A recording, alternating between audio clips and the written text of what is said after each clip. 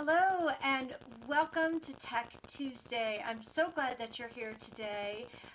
My name is Abby Ritchie. I'm the host of Tech Tuesday. I'm also the founder and CEO of Senior Savvy, and you can find me here every Tuesday interviewing people who are engaged in senior living and technology. I've got a great guest, plural, lined up for us today. And before I invite them on, I want to go ahead and intro.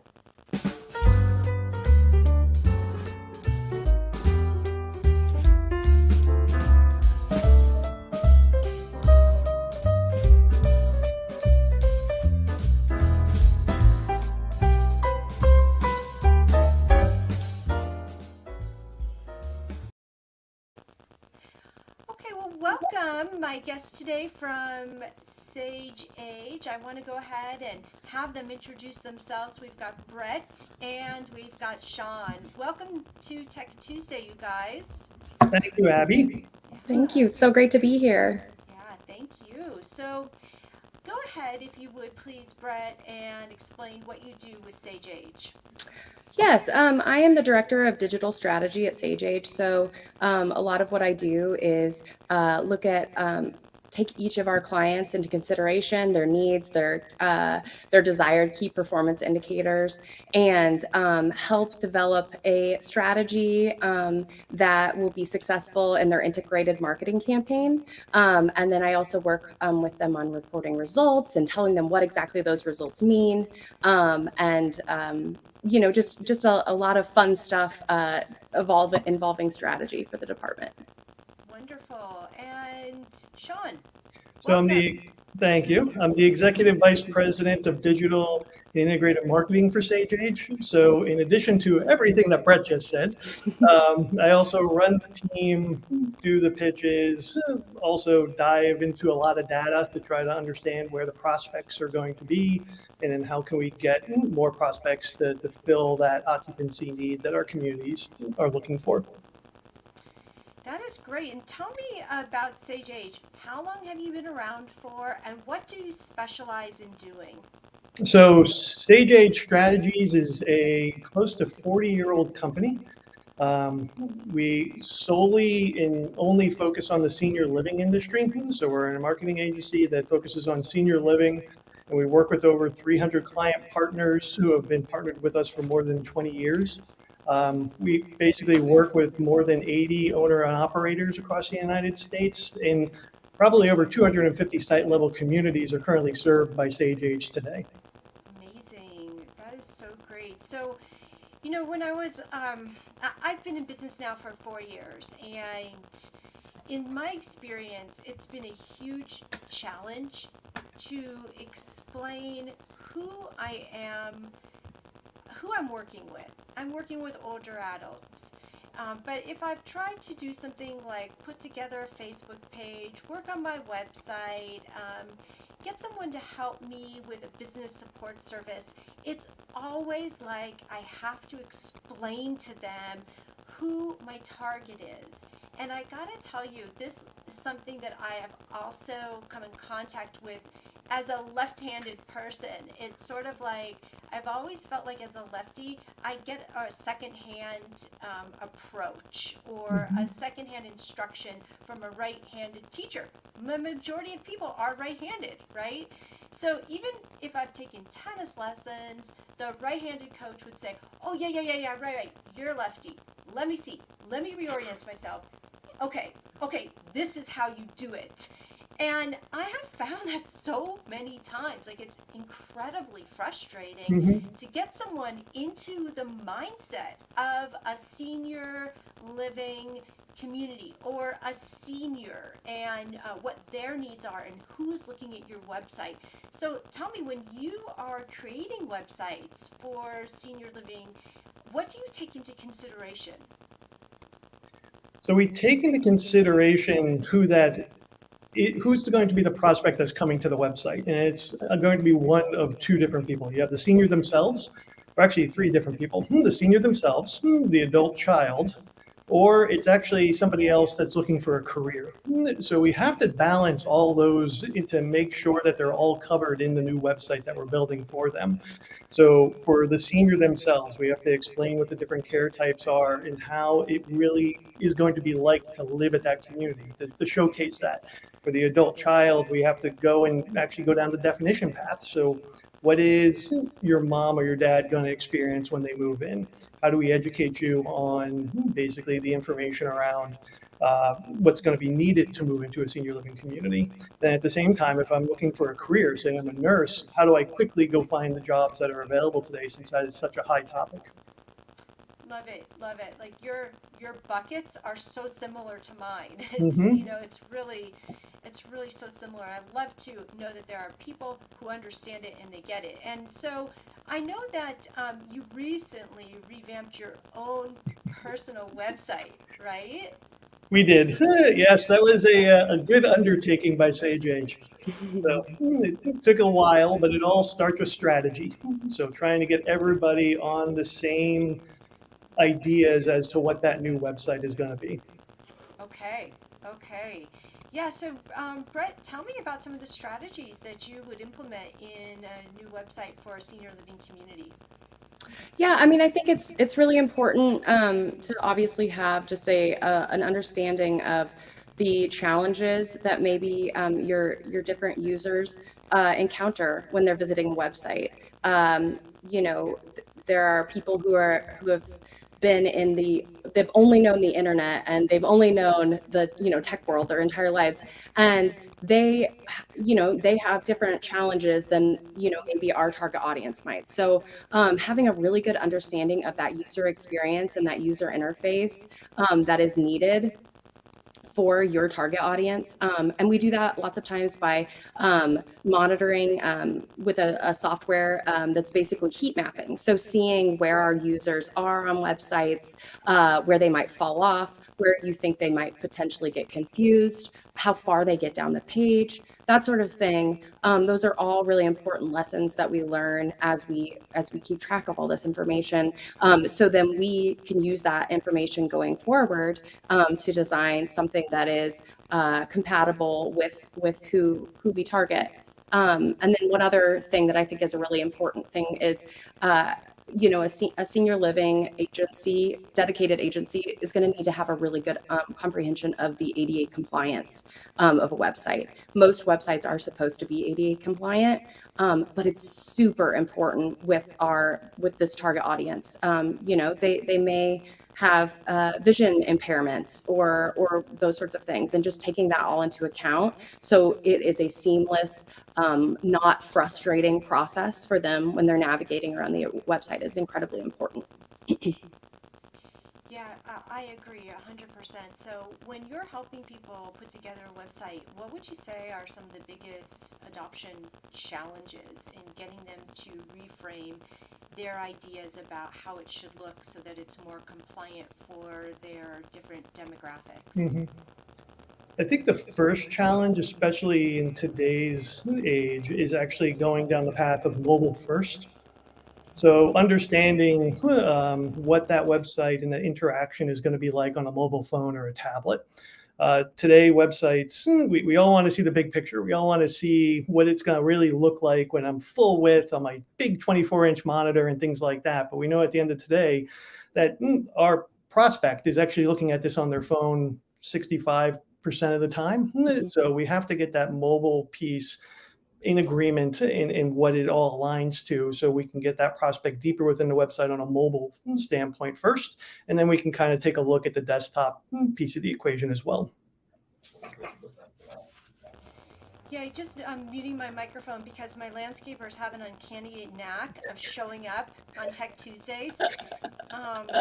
So if you see me mute, that's exactly why. And if I had a Nerf gun, or some paintballs or something, or snowballs, I would just start lobbying them outside. So I've been texting them, please stop, please, like, what's up with you guys? So anyways, if you see me mute, that's why. Okay. I apologize for that. Yeah.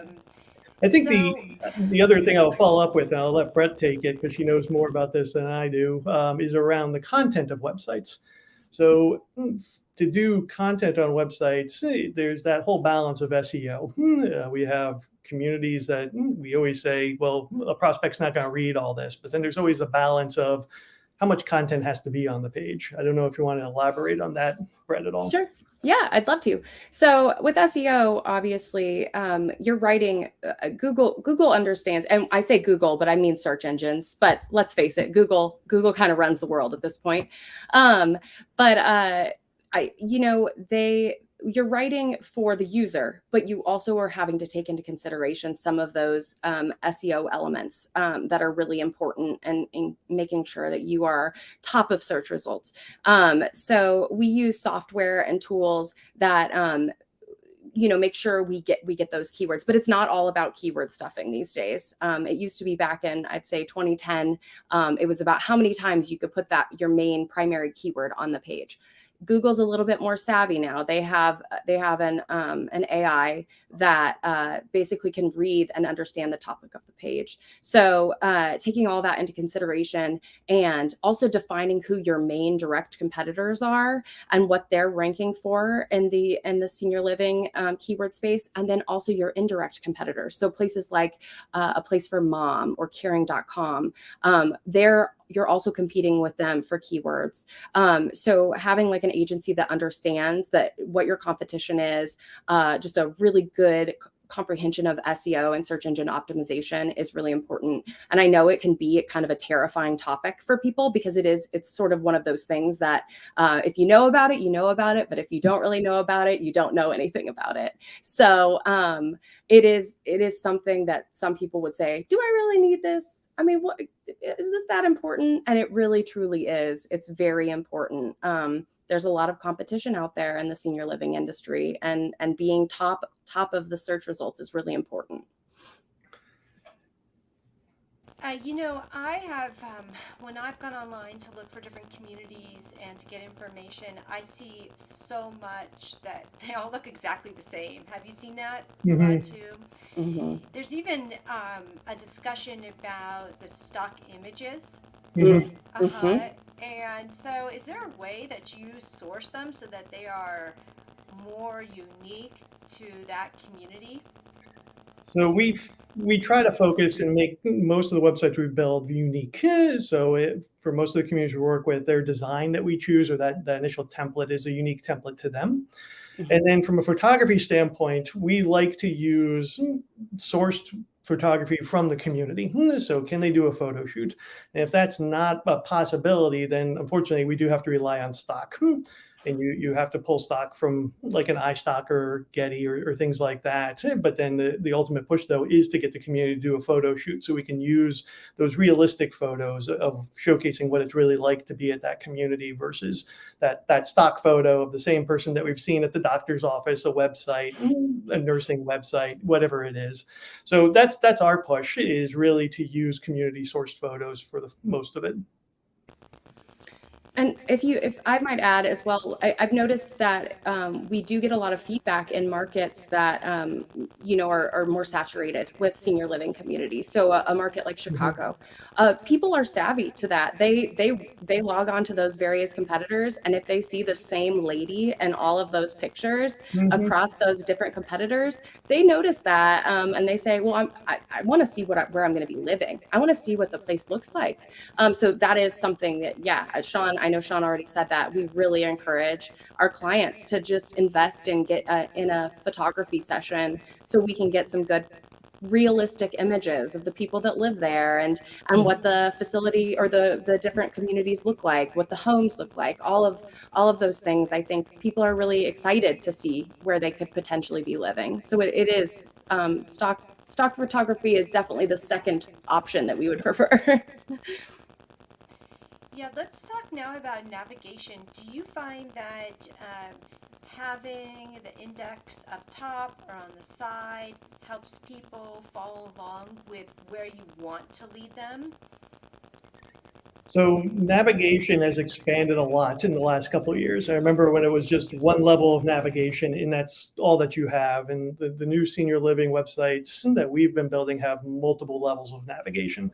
So there's like and the navigation's always sticky, by the way, meaning that as they start to scroll down, whether I'm on desktop or tablet, it's always going to be there. But we still find today that the top navigation is the way to go. I think people are just used to it being at the top, but surprisingly, side navigation is coming back. And I like to say, everything comes back. The QR code came back. So now we're looking at side navigation as well. And it depends. I think side navigation is good for those quick hit type of areas to get somebody to a specific page real quickly. But at the same time, the top navigation is going to help to kind of hone them in and get them to the right information, whether it's a life care page or it's an amenities page. That top navigation or using that hamburger menu is going to be the easiest solution. You think so too, Brett? Yeah, absolutely. I fully agree with Sean there, especially with people using mobile devices. Just from a user standpoint, if you were to use anything other than that hamburger menu on the side, it simply becomes unusable from a finger tactile standpoint. It's next to impossible to be able to create those buttons far enough apart for people's fat thumbs to touch the different buttons. So I think people have been kind of trained to recognize a hamburger menu in the top corner. So, from that standpoint, I think once people figured out over time where that menu is going to be, they kind of look to it from a mobile device.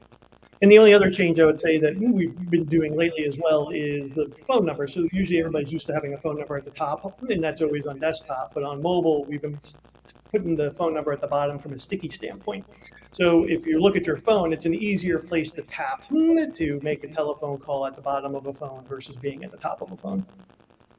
Interesting. I hadn't thought about that, but that's the type of intelligence that you guys are into, right? True. Yeah. How do you feel about video? Using video on your website? I'll let you go, Brett. We probably say the same thing. Yeah, so No, I was gonna say I think video is the way to go. It allows you to tell a better story without taking up so much space on the page. People can kind of get bogged down in what they're reading, especially if the senior living communities, it's a complex subject. So in order to fully communicate to the user what they need to know, you sometimes have to have a lot of text on the page, and not everybody wants to read all of that. But from a video standpoint, you can tell that story in an interesting way, and just really keep people engaged on the website. It really improves average engagement time, and it helps people kind of understand all the important details that they need to know. They don't have to be in-depth videos, Abby. So we do have communities that will supply us with a commercial, and we'll add a commercial to a website or a header banner area. But those simple videos that are short, they can be placed on a website as a testimonial. It can then be pushed out on social media. So video is an easy solution, as Brett stated, to tell that story and to put it on multiple different types of mediums, and not just put it on the website solely, but then push it out there as a quick hit and quick education service for those that are looking at that community. And I think also from, a lot of our clients may be hesitant initially to put that investment in that video. But when you can communicate to them, hey, you can use this on your website, but you can also use this for advertising. You can use this on social media. You can send this out in emails. There's so many opportunities for you to use this one piece. You can cut it up and put it together in a different way, and it seems different and engaging. It is such a great and valuable investment. You can just use it all over the place. I agree 100%. And talk to me now about fonts and font sizes. Like when you are setting that, how big should it really be? So at a minimum, according to all the ADA guidelines, it needs to be 16-point font. And that's website font. But what we strive for at Sage Age is a little bit bigger than that, and that's 18. So that's just the paragraph copy, and then everything above that, whether it's a headline and things like that, get larger and larger depending on the CTA. But that's the type of font, that size that we use today. And then at the same time, you have to have, as Brett talked about ADA a little bit earlier, the contrast has to be correct. You don't want to be using a white font, for instance, on a light blue background. It's just going to wash it out. So you're going to need a darker font on a lighter background. So this way people can easily read it and things like that. Such a good point. I think it's one of those things where I'm like, oh, I wish I had a nickel for every time I told someone to make the font larger. Yeah, it'll be so much easier to read, so much easier. So let me ask you now, if someone was interested in putting together a new website, and what are some of the things that you would need to do in order to gather it up? So I'll start, Brett. So we normally have that one-to-one conversation with the community, and we actually ask questions of, why do you want to build a new website? What is wrong with the current one? And at the same time, we do our own analysis. So we'll do an analysis of the website to understand what might be wrong with it or where we need to go. But we need that information from the community as to what direction they want to take it in. What do they feel their current website is strong at? What is it weak at? We'll do all the back end lifting of what's wrong with the technology, what's wrong with SEO, what's wrong with the layout from a UI UX standpoint, but we really need to understand what it is that they like about websites, not just theirs, but others, to kind of build them a new one and start that conversation. Yeah, Sean has an awesome PowerPoint deck that he built that has all of those really great questions for the client, specifically asking them things like, what are some websites that you like? And what do you like about them? And how do you think that you could see this in your website? Or how, your target audience, and how would they use this technology and that sort of thing? And it really helps us to formulate a plan to create something great for them. And when you are creating something great, what do you usually find are the couple of sticking points that you get? You get it, it's 100% necessary, but the community isn't totally on board. What are some of those, and how can we understand the necessities of those more? I'll discuss design, Brett. I'll let you discuss writing. So from a design standpoint, the way a website is laid out is key. So we have to put, for instance, a CTA in a specific area so somebody can dive deeper within the website. And that's where at times a little, I guess, compromise is had with a community as to what those CTAs are and where we're trying to get that prospect to take that next step. Because we really want that prospect to go visit 3 pages, 4 pages on their visits. And so there's certain call to actions that get placed in certain areas that are going to drive them to go visit all that content. And I think that idea is hard to come by because everybody wants the very large, beautiful pictures, beautiful videos and things like that. But unfortunately, content is still king. Call to action still drive you a bit deeper within the website. So we still need to have that balance there.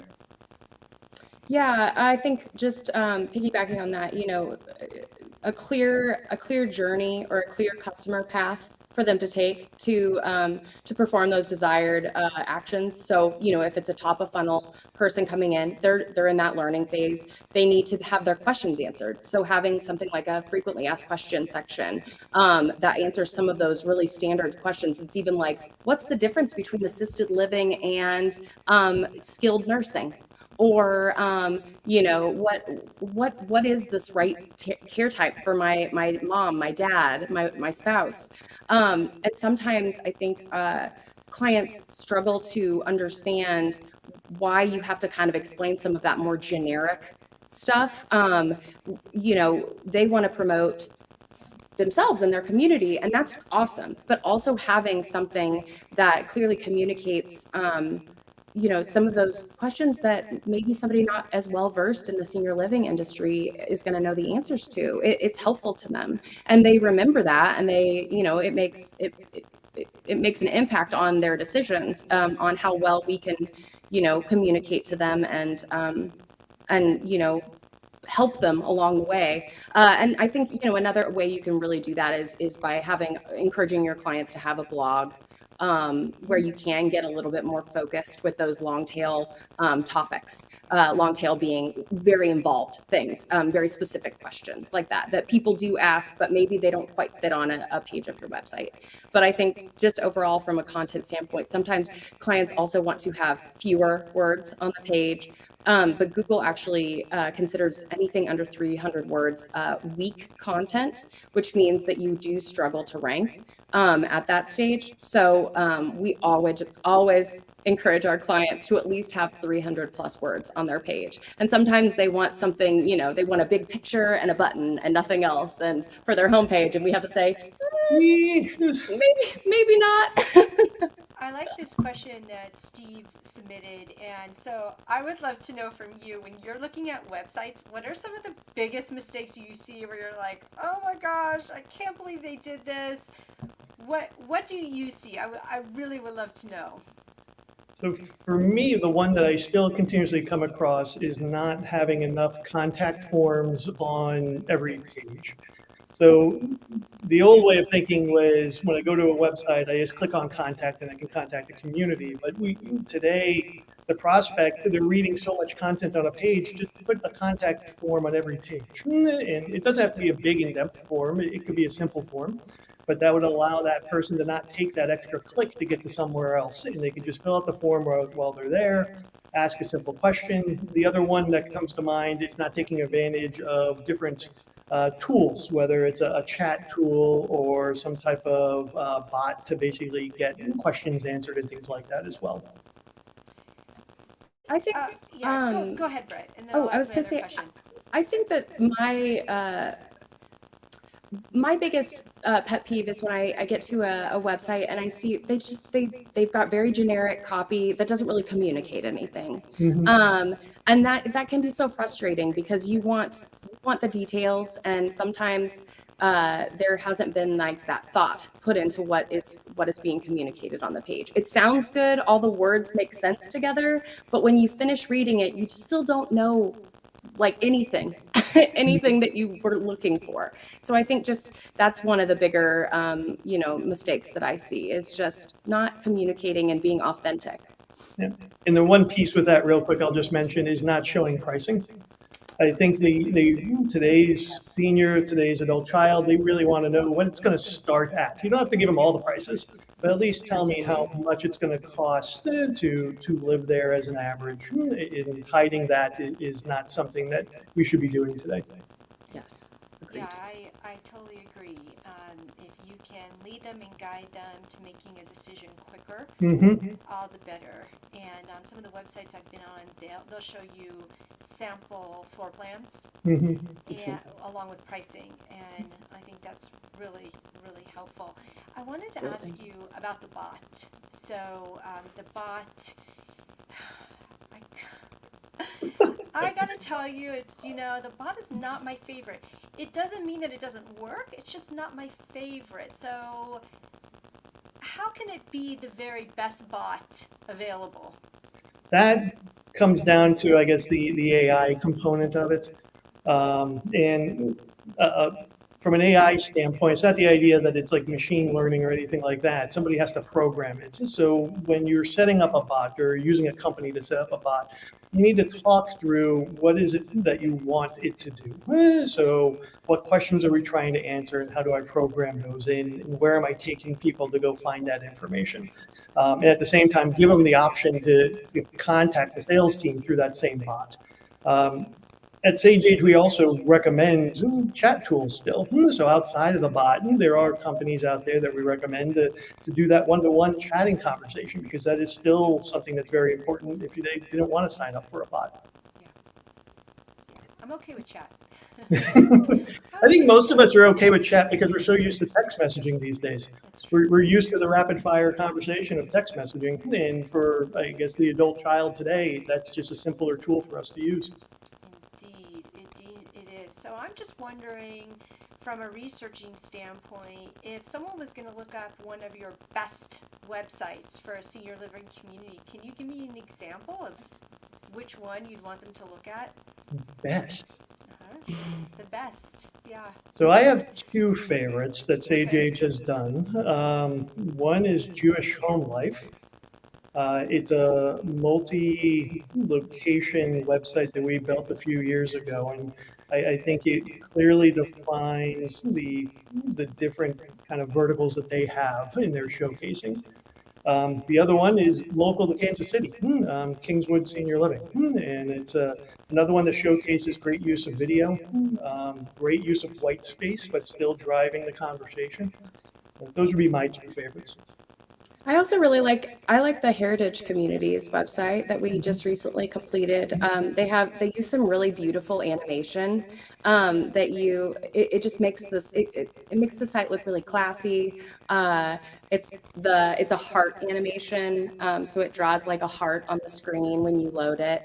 There's also text animation, but it's just something whimsical that like kind of communicates the personality of heritage communities without it being like a chatty copy or anything like that. It's just something sweet, and I really like the Heritage Communities website. I'm excited. I'm going to go check those out. I jotted them down. And for anyone who wants to get in touch with you two, what's the best way? Email or text message for me. Both of our emails are pretty simple. So mine's just Sean@sageage.com.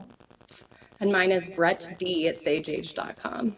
All right. Well, thank you, Brett D, and thank you, Sean, for coming on today for Tech Tuesday. And I learned so much. I'm going to go do some research as well. And I just want to thank you all for joining us. And feel free to reach out anytime if you have any questions at all. Have a wonderful week. And bye.